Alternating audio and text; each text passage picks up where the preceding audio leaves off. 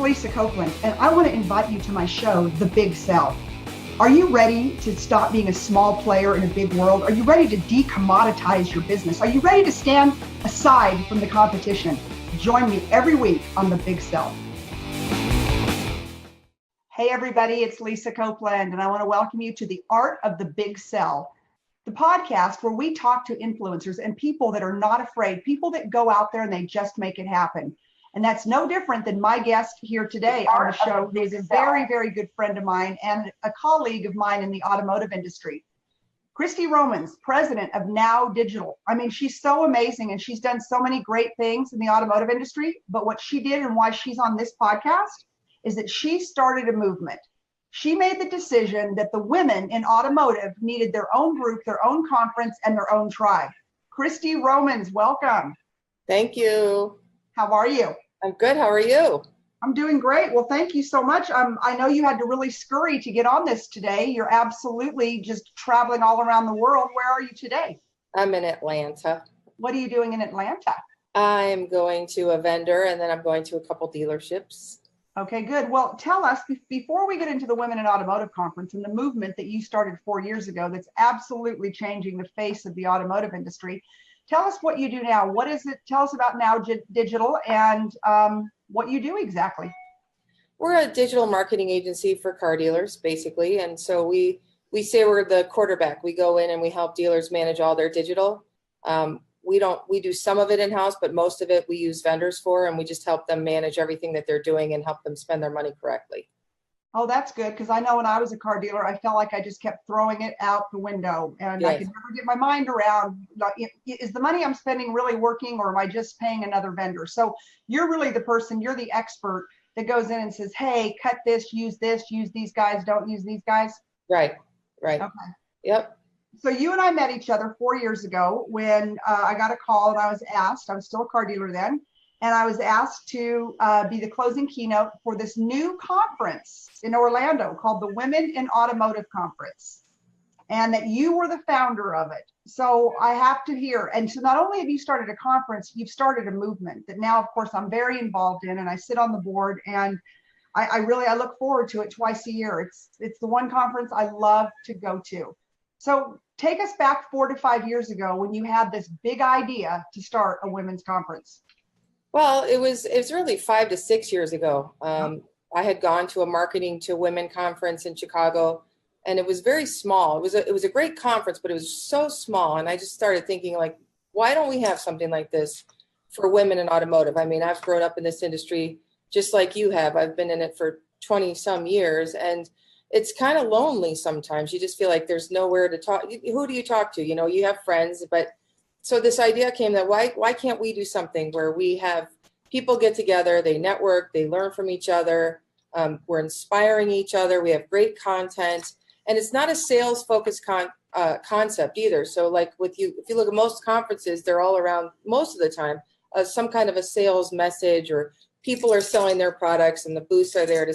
This is like cause marketing. So every vendor who sponsors, it's not necessarily because they will sell a website, although they might. It's because we have a cause. Our cause is for women who work for dealerships, OEMs, vendors to come together and be inspired and learn from each other, and really just, drive the industry forward and help them with their culture issues, help them with like what's going to happen in 10 years when all the older salespeople retire and there's really no bench right now. Like, how can we help this industry do better at hiring and retaining women and young people too, but really focused on women?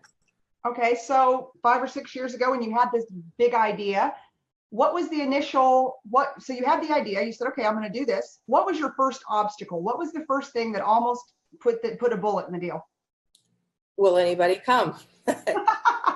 Will anybody come? It's very expensive to put on a conference, so we didn't do it in a hotel the first year. We found a venue that was aside from a hotel, which was a lot less expensive. And so we hoped 200 people would come, and really just not knowing if anyone would come and putting all this money and effort into, please God, let this be, let this be a decent idea.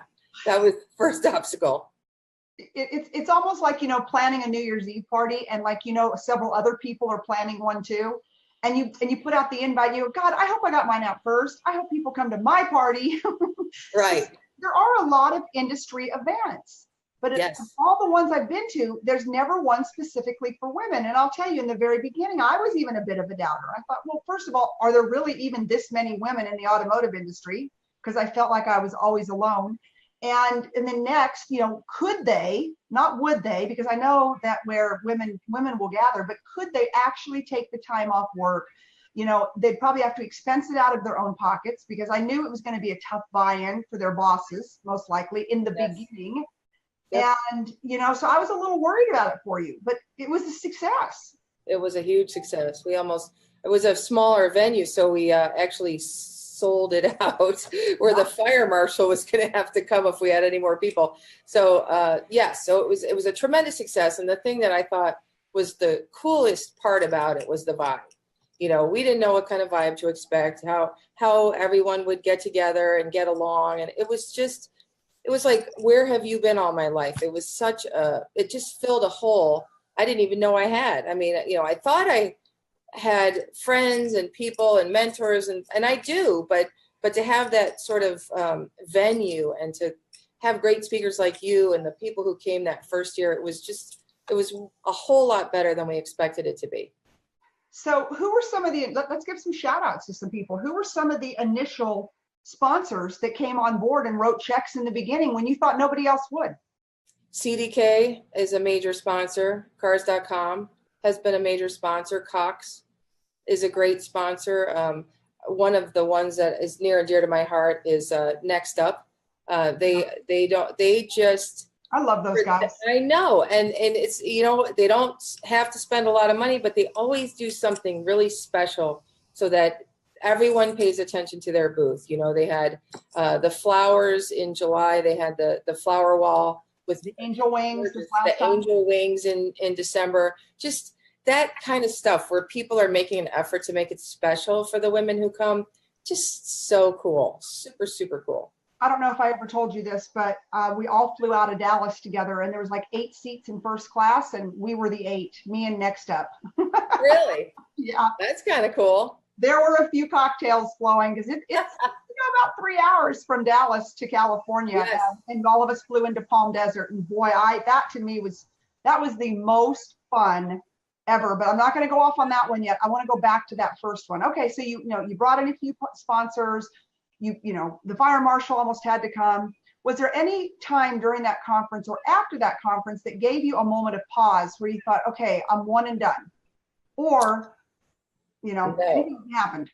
No, I mean, for sure, before every conference I freak out. It's kind of my nature to do that because it's a big financial risk. But no, I mean, after that conference, I was like, wow, I mean, we really have something here. And so it's morphing. We're trying to figure out, what other things we can do with it. But we've had one, but this is our 4th year. Last year we had 2.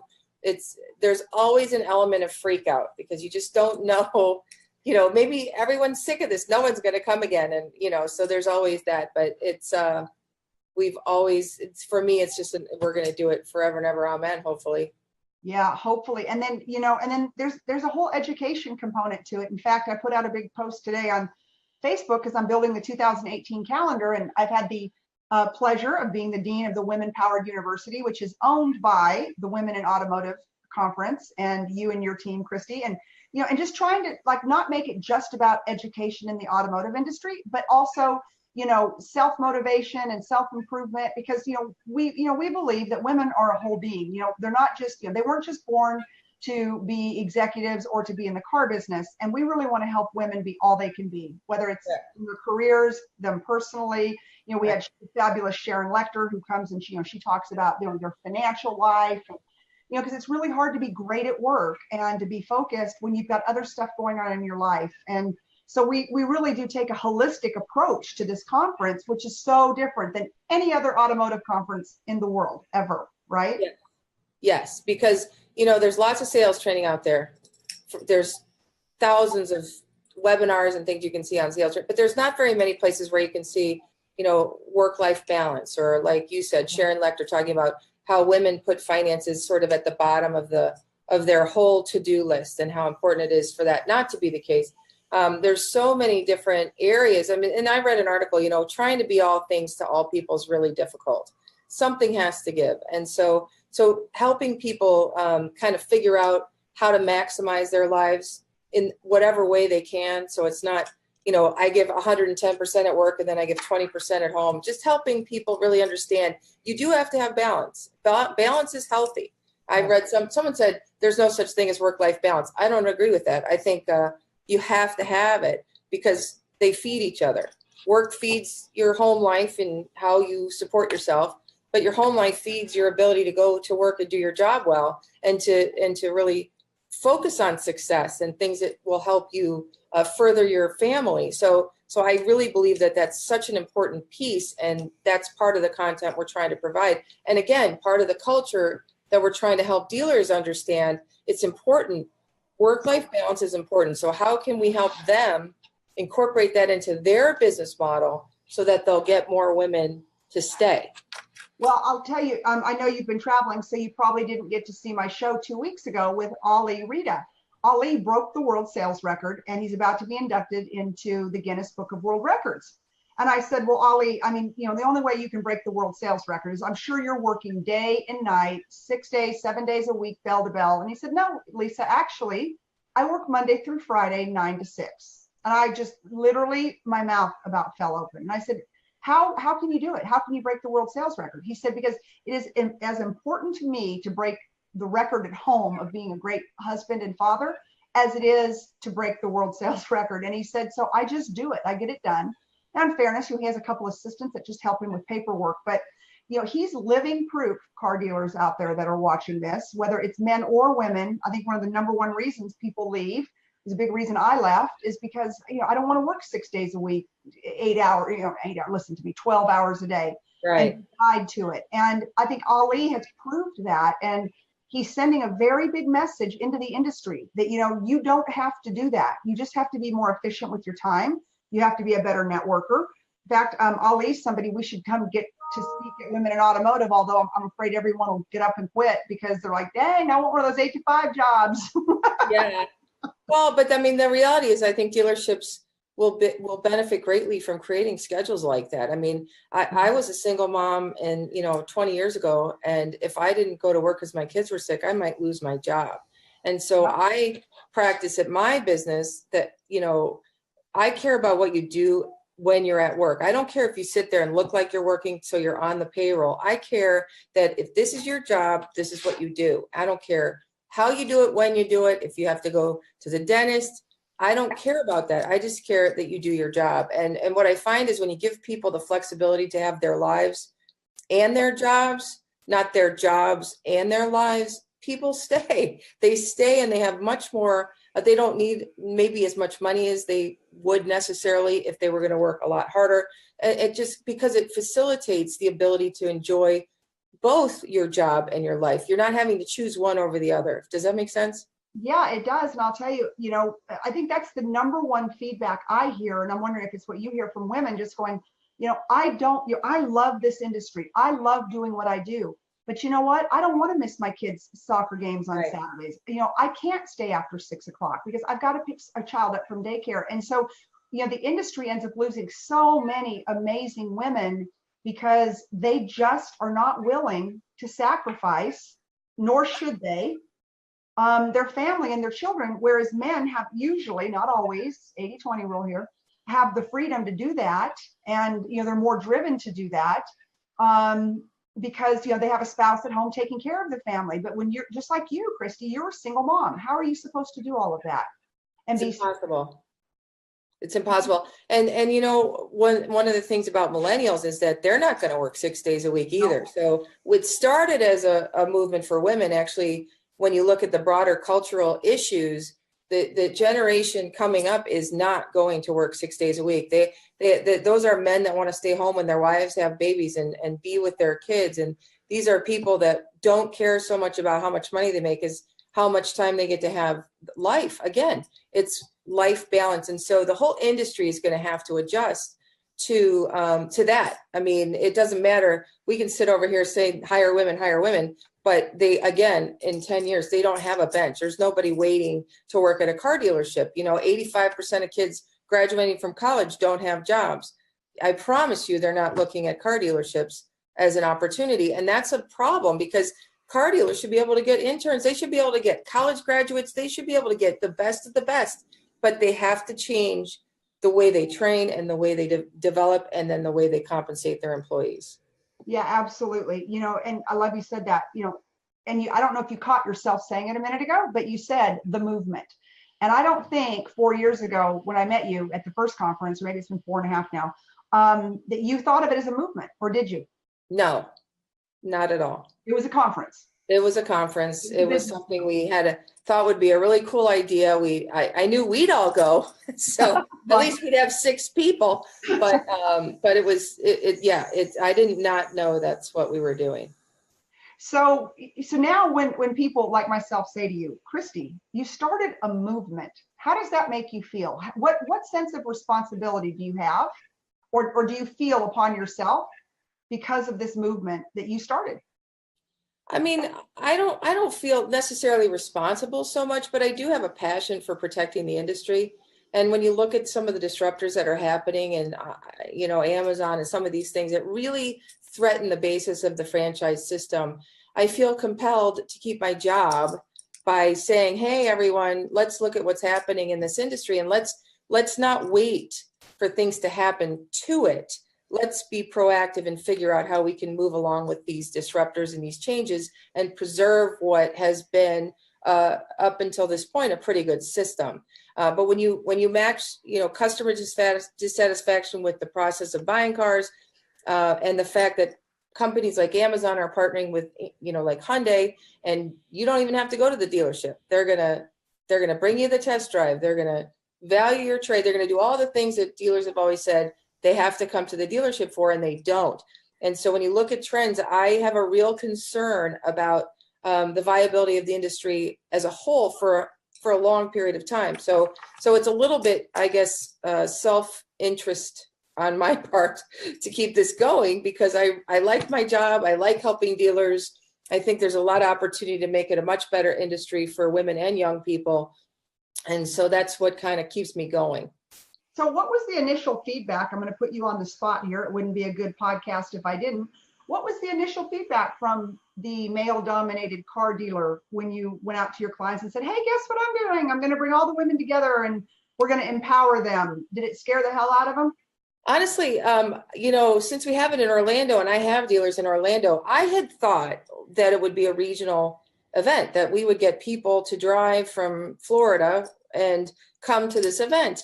And I went to all my clients, I gave them free tickets, and very few of them came. And it turned out to be a national conference, which really, really surprised and disappointed me, because I really thought, wow, I mean, these are my clients I've worked with, some of them for years, and I've given this opportunity for their women to come to this conference, and, they'd say, well, she can't be gone that long, or she has to be this, or, I was really, I was very disappointed by that. And then I was equally surprised at how many people came from all around the country to the event. So it's never been what I thought it would be, which would be a regional event people could drive to and spend some time. And that's one of the transitions that we're kind of trying to make, is how can we make it where more people can locally drive and spend a day and get this great content without having to sacrifice 2.5 days or fly somewhere or whatever. And so that's part of why we're going to do that one-day event at the LA Auto Show, so that we can tap into that local market and make sure as many women as possible have a chance to come and experience something like this. Well, yeah, and I'm still surprised even this year at the one in California in Palm Desert, which was just out of the ballpark. It was so much fun, and the weather was perfect, and the venue was perfect, yes, and the speakers were amazing. But I'm still surprised how many of the women told us that they're like, oh my God, where's this conference been my whole life? I've never heard of it before. And I'm like, dang, woman, where have you been? But it's really hard to get the word out on something of this magnitude. But I almost wonder if those local dealers, those ones that are your clients, maybe they operated a little bit in fear. Maybe they knew, what you were going to bring, because I do feel like that this is a bit of an industry sometimes where they want to, where dealers don't like to see their people shine anybody other than them. You know, they like their names on the sign. And then, you know, the people, the underlings who come up and they shine, you know, they don't like that a lot. You know, there's a lot of ego involved in this industry. Yeah, it's a different management strategy. I remember applying for jobs and people saying that they wouldn't give me the jobs because they knew I wouldn't stay in that job forever, because that's just not how I am. And so, you know, there's two ways of managing. There's managing where you just manage the function and you hold the people back. You're not really trying to grow them. You just want them to be able to do their job well. And then my philosophy is, you know, how do you develop people into who can grow and be great and do better things than you've been able to do. And so that's my philosophy. Is I think there's a lot of that. I think dealers, well, if I send her there, maybe she'll get a better job, or, you know, there's certainly a lot of that. And I have just, that's just not my philosophy. I manage to empower people to be great and do whatever it is they want to do. I tell people, I remember this is advice I got like 20 years ago, always be looking for a job, you know, which some people think is nuts, but I just believe if you're in a job and you can continually interview and see what else is out there and you stay in your job, you're going to be better because I'm choosing to stay here. I could go over there. I've interviewed at these, but I choose to stay here versus waiting till you're miserable and you just go, you make the route. You know, a lot of people go from one store to the other. I don't think, you know, that's particularly good for anyone. And so that's always sort of been my management philosophy. Well, and I'm going to back that up because you actually said that from stage at Women in Automotive this year with all of your employees sitting in the room. And yes. I was literally going, did she really just say that? Wow. Yeah. You know, and I was laughing and I was looking over at your gals and I'm thinking, well, it must be legit, you know, for you to say that. It was a very bold statement from the stage, but I agree with it very much. Okay, so if you had to give, you know, obviously, you know, my book and this podcast, it is about the art of the big sell. It's about building a movement. Let's say that, you know, there's lots of people out here that I can see watching right now that are not in the automotive business, but, you know, they might have a dream, like someone like you, because what you did, Christy, is you came in and you solved a problem.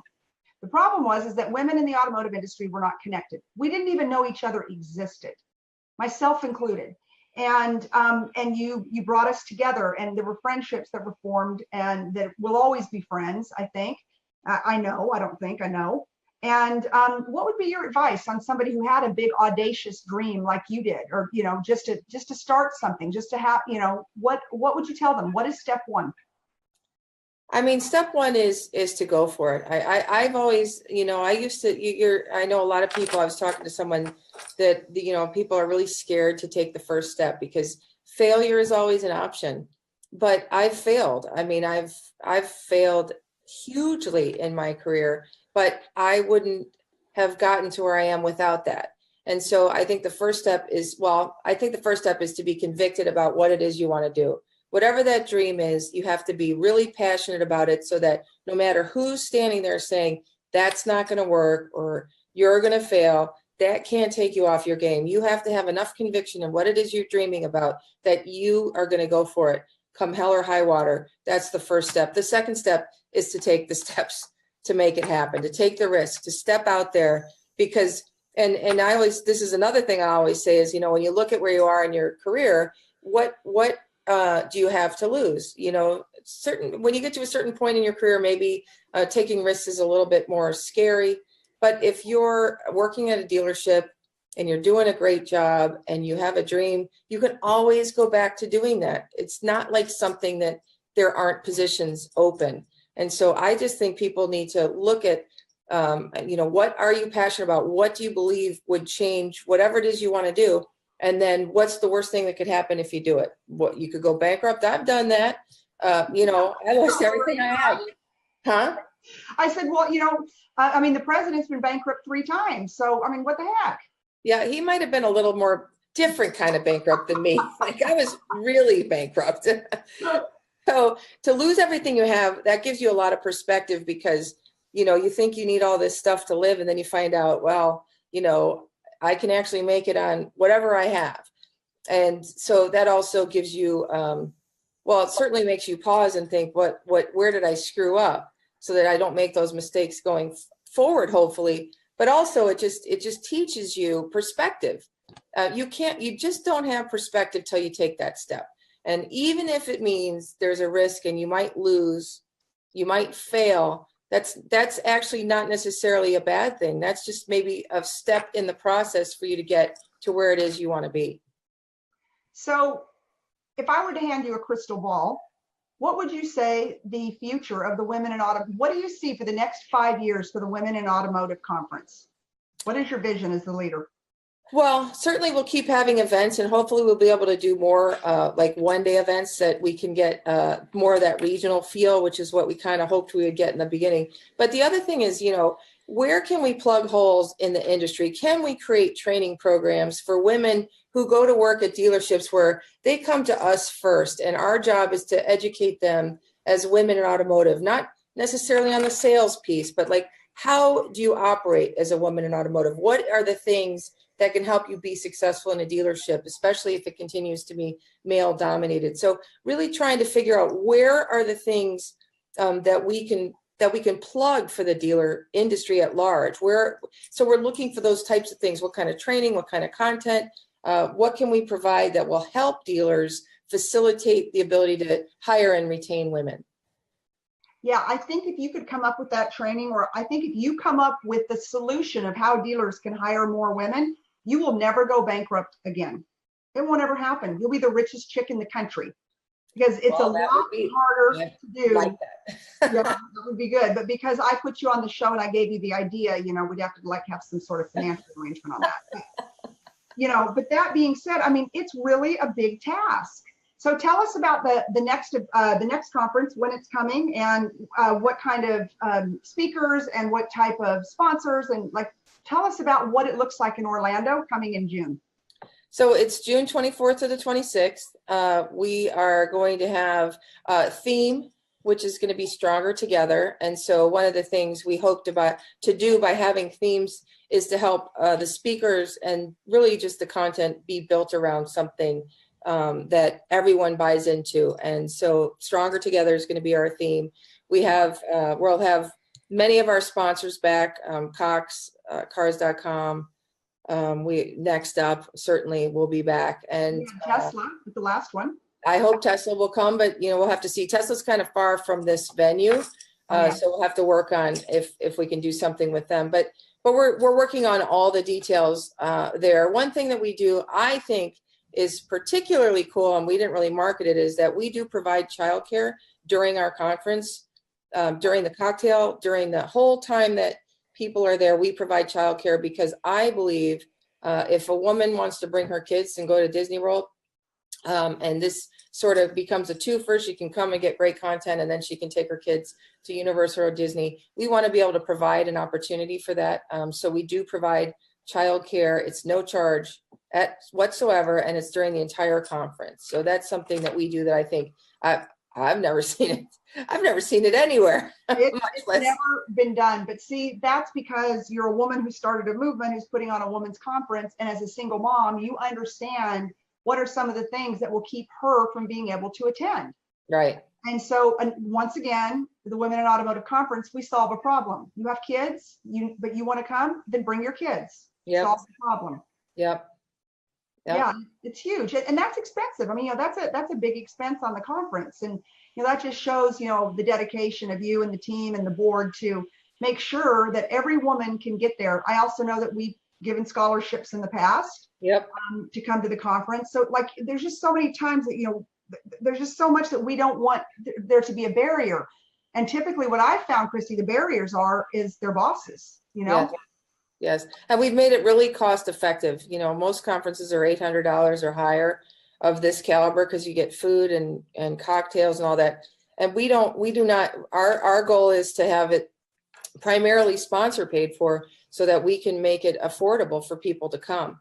Because it's not, if it's coming out of your pocket, you can't, I went to a conference that was $1,800. You can't, the average person cannot do that. And so making it like our early bird rate is like $395, and it's a 2.5-day event. Yeah, everything's included, including childcare. Yeah. Cocktails. Did we say cocktails? Yes. Entertainment. Yes. You know, we have chocolate, we have wine, we have cocktails, we have a party to open up the conference, we have a wonderful lunch, and we have a party that night. There's a theme to this party, party, party. Yeah. You know, we get to see all of our friends from around the country. There's childcare provided. You know, the hotel rooms, gosh, I think they're under $200, which is unbelievable in today's world. Yes. You know, and I forgot to tell you, I think I told you the story before, but the first conference, I was so taken back by a girl who came up to me and she said, you know, I cashed out, I had to take a loan out of my 401k to come to this conference. And she said, and if I have to do that every year again, I will never miss this conference. Oh, you didn't tell me that. That's great. But it was Yeah, there's a lot of stories like that. You know, it's funny because, you know, one of my good friends, you know, who hasn't come, and I asked her to come, please come. And she finally came, and I just think I don't think she had high expectations, but she told me she was in a place in her life where she just needed this, and it just filled that, whatever it was that she's going through. And it's so cool to hear stories like that, where people's lives are changed because of something like this conference. I mean, that's a lot more responsibility than I thought I had in the beginning. Now I kind of feel like, okay, you know, I mean, if we're going to change lives, then let's change lives. Let's figure out how to do that on the most granular level. And so that has been one of the most unexpected rewards I could have ever imagined coming out of this. You know, and you've put together this just power board of women, and they're amazing. And from, you know, just amazing, a lot of executives and high level executives, and you know, they're all out there and they're talking to the women, and you know, it isn't like it's an us against them. It's like, hey, you know, we're here, come talk to us, we'll do anything we can to help you. I think of someone I met at the very first conference was Amy Banner, and she came up to me afterwards and she just said, you know, I'd love someday to see you again. And I said, well, that would be great. And I fly back to Texas, and she went back to Fargo, North Dakota at the time. And I got an email from her about 90 days later. And she said, if I come to Texas, will you meet with me? And I was like, well, yeah. I mean, I'm not going to go to Fargo, North Dakota. I think you're darling, but that's not happening. And so she did. She flew into Austin, Texas. And I'll tell you, she and I have been great friends ever since. And I've mentored her a lot, and she's just become a good friend. And I would have never met her, but you know, she had the guts to get on a plane, you know, to come meet somebody she wanted to meet, because I do believe that as women that, you know, you can't be what you can't see. And so it's so hard in this industry not having female and relatable role models. And that's what I think this conference does such a great job at, is that we put all these relatable role models up on stage. It's like, hey, you know, I'm a dealer, or hey, I'm VP at Cox Automotive, or hey, I'm the president of Now Digital, whatever. But you know what? We're still girls, and we still want to be cute. We want to look good, and we want to drink wine, and come talk to us. And if there's something I could say that would encourage you or that would help you, just ask me, you know? And so, you know, there is no celebrity status, or, you know, even with some of the big speakers and stuff that come in, it's just like, no, we're just women, and we're here to help, and we're here to serve. Right. I think that's so unique when you look at some of these other conferences, and you know, these speakers come off stage and they got security and they're moving out the door, and you know, they might have inspired you, but you're never going to see them again unless, you know, you spend a lot of money to work with them. And that is not what this conference stands for. No, it's really, we want it to be something that's for everyone, you know, that's anyone who comes, a man who's running a dealership, a woman who's working in the back office, whatever role you have, it doesn't matter your sex or any of that, even though it's obviously prominently for women. Men that can come and get a lot of worth out of it too. And we've had more men coming recently, because I do think there are a lot of dealers like, what do we have to do? How do we do this? And that's really part of it too. It's like, we all need to come up with a solution. It's not like tomorrow everyone's going to know how to hire and retain women. It's really kind of like, you try this and this person's trying this, and we get together and we come up and we say, okay, this worked, this didn't. And people have to try, they have to be innovative and try to figure out, like, what is it that we can do to sort of drive the culture that will keep women, not just hire them. We know though it's a great industry too. That's the other piece. So that's another thing we get to do, is talk about, There's a lot of money to be made, and there's a lot of money to be made. And it's easy to stand out. And you don't have to have a lot of education to do it. No. So it's something where it's a win-win. And so we're trying to balance that. So people who are in the industry and feel lost and confused and don't want to stay, we can inspire them to stay, to go back home and fight another day, so to speak. And then on our side, how can we help dealers, figure out what's the next generation? What do we need to do to deal with all the disruptions that are happening? What do we need to do? Yeah. So hopefully we're balancing both sides of the equation. Well, Christy, I know that you've certainly inspired me today, and I will be at the next conference. I wouldn't miss one, because then I would have to miss hanging out with all my girlfriends and drinking wine and listening to great speakers and just being totally inspired. So how do people find you? How do people find Christy Roman? How do people find Women in Automotive? So I wouldn't want to end this show without people knowing how to contact you. So womeninautomotive.com, you can go to my information. I guess I can give too, which is Christy at Now Digital, CHRISTY at nowdigital.com. I'm not sure if my number's on the website, but for sure you can go to Women in Automotive and send a form if you have any questions. If you send me an email, I'm happy to address any questions. I'm very approachable. I'm not at all standoffish. I don't like to get on the stage, but I'm not. I love talking to people, and I'm happy to help anyone who might have any questions or want to participate in one way or another. Or sponsor anybody out there. Anybody who wants to sponsor, and you are going to come and keynote for us again this year. So that's awesome. Yes. Like I said, this is a conference I would not miss. Like, I put it on my calendar at the beginning of every year. And like, those dates are just non-negotiables, because there's just too much fun, too much content, too much of people that I love there all the time. And, there's nothing like it. So all the women I see, there's a lot of women on here right now. I think eventually, Christy, at some point, I think you have a dream to potentially open a conference up to women who are, in all industries. Is that right? Yes. Mm-hmm. I think Women Powered is actually that would be the sort of the umbrella under which all the other things will fall. But yes, I mean, the idea that we could provide, I guess when I look at it, just from the things that I didn't have when I was younger, I guess, and I had kids, is, just the kinds of support and help and content that really does help with your life, and that helps you develop your career. Those are the kinds of things I am passionate about trying to provide for women in general. Well, that's awesome, and thank you so much for everything you do. This is what we bring at the Art of the Big Sell. Is we talk to people. I talk to people that have big ideas, and I think one of Christy's big ideas, that at least is my takeaway from this show, is that number one, you have to just do it. If you've got a dream or you've got a passion, you've got to be willing to take a chance. Yep. And you've got to be willing to put your fear on the shelf, which is what I talk about so often at the Women in Automotive conferences, is to fear less. Because just like she said, you can always go back if you have to, but if you've got a burning desire, you've got a burning platform, you absolutely need to go for it, because we only go around this earth one time, around this sun one time. And Christy, you're doing it well. And you're changing women's lives. I can't wait to see you in June. I know the conference, again, is just going to be off the chain, because that's what we do. Plus it'll be a little bit warmer, so that's fun. June in Florida is always a good time. That's for sure. All right, my friend. Well, thank you so much for sharing with everybody.